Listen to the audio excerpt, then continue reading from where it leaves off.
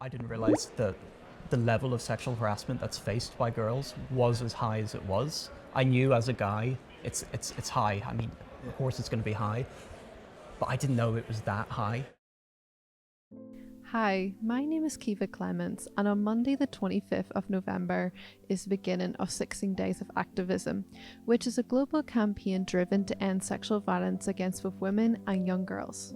When OFFSHOOT TV was asked to contribute, we thought long and hard about how we wanted to use our platform. We wanted to focus on young men who wanted to strive to become better allies. Ryan and Matthew were two individuals willing to learn more. They recently sat down with John Darragh, who is a safe and healthy relationship advisor at Ulster University. John is working on the Green Dot campaign. Their conversation offers a starting point for those watching who want to build a toolkit for action. Okay lads, I'm John Darragh. I'm the Safe and Healthy Relationships Advisor within the Student Wellbeing team. And I'm really here today to introduce our new campaign, which is the Green Dot Bystander Intervention campaign. And it's about students and staff playing their role to keep people safer. Okay, the Green Dot's an interesting one in that we see that as a choice, a choice or an action to keep people safer. Okay, we would see when something negative happens on the university that it's a red dot, so we want to create more green dots. So the model that we're introducing is called the 3Ds, and it's basically 3 ways to be an active bystander. So we would see that you can intervene either directly by calling out behaviour, okay, and what we would say is keep it short, keep it succinct, and do it in a way that's safe and that you feel comfortable. Okay, we want you to assess and make sure that you're not putting yourself at risk, but we want to change culture, and you know the best way of doing that is for students and peers to challenge behaviours. Have any of you guys any situations that might be relevant to that? I think as young men, it's quite common you find yourself in a situation where you're part of a group chat or multiple group chats, whether it's university based or, you know, to do with sports or recreation. And often I found myself in situations, as I'm sure you have as well, where guys like to one-up each other. They like to just share jokes that aren't exactly everyone's taste. The problem is the more guys do that, the stronger the jokes tend to get. I was in a situation once where it was a university group chat and someone had photoshopped pictures of certain individuals in a way that was really quite distasteful, and I was blown away at what had happened, and I seemed to be the only one that noticed how questionable this action was. Quite a while after this had happened, I stupidly said nothing. But when I was talking to all the other guys in the group, I was like, do you remember when this happened? And they were like, oh yeah, that was horrible. But none of us said anything. And I think peer pressure played a big part in that. Like we were bystanders and we didn't do anything. You see, I didn't know what to do in that situation, because calling out one of your friends, it's a tricky thing to do. I think a lot of guys have that problem.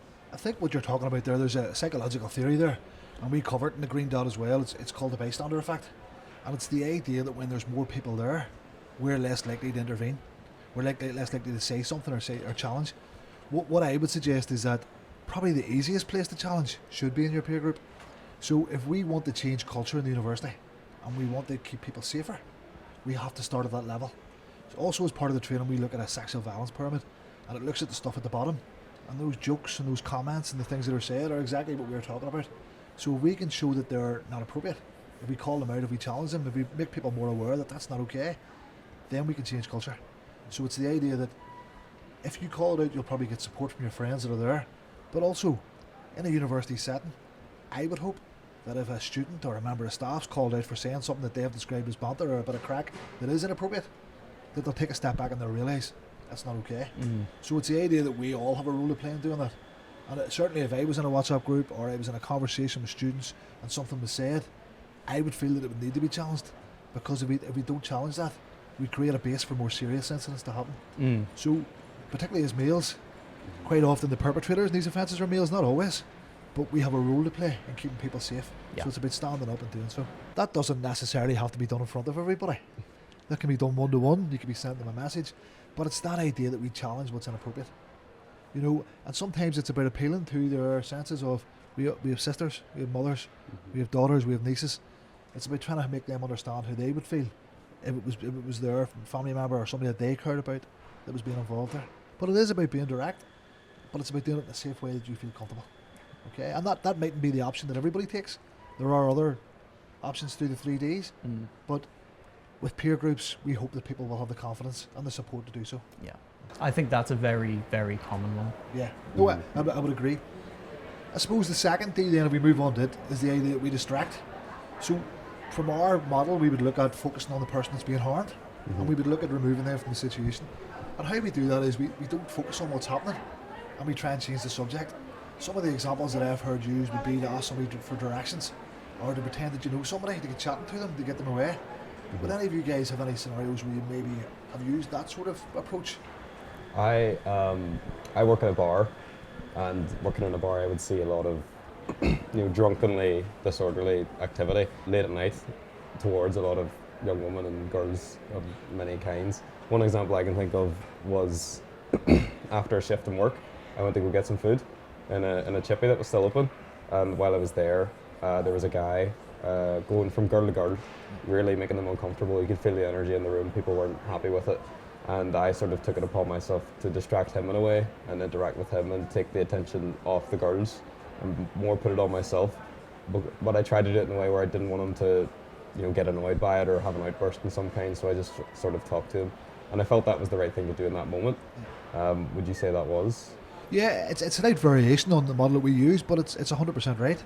And you've went in and you've intervened in a way that has broken up the harassment or the behaviour, and you've distracted the fellow in a safe way. So for me, that's excellent. And it's about having the awareness to be able to assess and to think, how can I keep people safe here? You've probably developed them skills working in the bar. You've shown an ability to be able to work with people, and it's those things that are really useful. So when we talk about intervening to keep people safe, it doesn't have to be anything massive or scary. It's about the idea that we can do something that distracts, that we would do in ordinary everyday life, just chatting, and break up that scenario, which is exactly what you've done. And then finally, the third D that we would recommend is the delegate. And some people feel more confident doing this, and it's the idea that we find somebody in authority and we go and explain what's happened, keep it short, keep it succinct, and basically pass it over for them to try and make sure that people are safe. Would any of you guys have seen anything like that? The worst experience I had in that situation was, again, I think it's a situation a lot of guys and a lot of students find themselves in, where I was with a bunch of peers. Not very many of them I knew very well, and as the night continued in a pub, we started drinking, and an individual who I didn't know started to quite aggressively sexually harass either one girl or a group of girls that were sitting quite close to us. It happened once, and then it happened again. Then the vibe started changing, and it started to make me feel uncomfortable. A lot of guys want to be the person who stands up and says, no, you cannot do this. Unfortunately, in a lot of situations, social situations, the opportunity doesn't present itself, because if I was to say, look, you can't be doing that, that's embarrassing, he could just flick around and say, hey, I'm only joking. And then all of a sudden you feel like you've done something wrong. So that is a situation where I actually thought to myself, I have to delegate this, because I can't step in a social group I'm not very, where I don't know people very well. It's quite difficult for me to say, look, you can't be doing this. I decided to collaborate with my friends and take the matter to student services. Because this person was a student as well as us, we felt it was best for them to know this repeated behaviour was troubling. Okay. Yeah, there's a few things in that jump out at me. We've all been in that situation where you have to decide what to do. And when we talk about being an active bystander, the last thing that you want to do is put yourself at risk. So if somebody's under the influence of alcohol, if you're fear that there's going to be aggression, if you're in fear of violence, then what you do is you find somebody else that can deal with that. Now, unfortunately, in a setting like the university or in a bar or in a nightclub, there's door staff, there's bar staff, there's people that you can delegate to. So we would recommend that is what you do to keep people safe. You went one step further then and also reported it to student services. Again, that's useful because it allows us to get the supports for the students but also challenge the behaviour. And you talked there a wee bit about not maybe being as confident about challenging behaviours. It's just an opportunity to say that the Green Dot Bystander campaign is being rolled out. Now, it's only really started. The official launch is in February, but all students will be able to attend workshops, to look at the skills, to get a better understanding of what's happening, and to get the tools that they will be able to intervene and get the confidence to do it in a way that they feel safe and that they feel comfortable. Whatever of the 3 Ds you decide to do, whether it's direct, distract, or delegate, that's the right answer. Whatever you choose to do is the right way to approach it. The only time that we might make things worse is if we choose not to get involved, because we want to keep people safe and we want to change culture and we want to challenge inappropriate behaviours.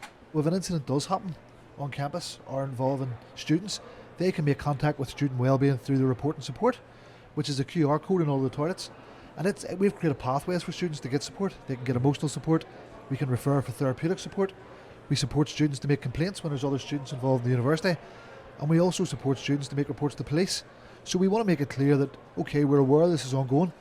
We want people to step up, particularly men, and try and challenge this and support people to change culture. But we want students to know that there is support available when incidents do happen and to reach out to us. That research also showed that only 1% of students make a formal complaint to the university. So we need to get better. So we've created the pathways, so hopefully students will now feel more able and more supported to report incidents so that they can get the individual help that they need. Whether it's online or in person, we all have a responsibility for creating a safer culture for both women and girls. Hi, my name is Hannah and I'm a recent graduate of Ulster. Today, Rosa International Socialist Feminist Movement, as well as staff and students at Ulster University, and as well with Queen's, we have organised a rally and a walkout outside the BC building of Ulster. Today we are calling for an end to gender-based violence, and we're trying to rally students and staff together to fight on this issue and to come together as a community, to be strong and to be loud and to be clear on our demands that we will not stand for misogyny in our society any longer. So join us on the 16 Days of Activism to share stories and ideas that challenge the culture of violence and support survivors.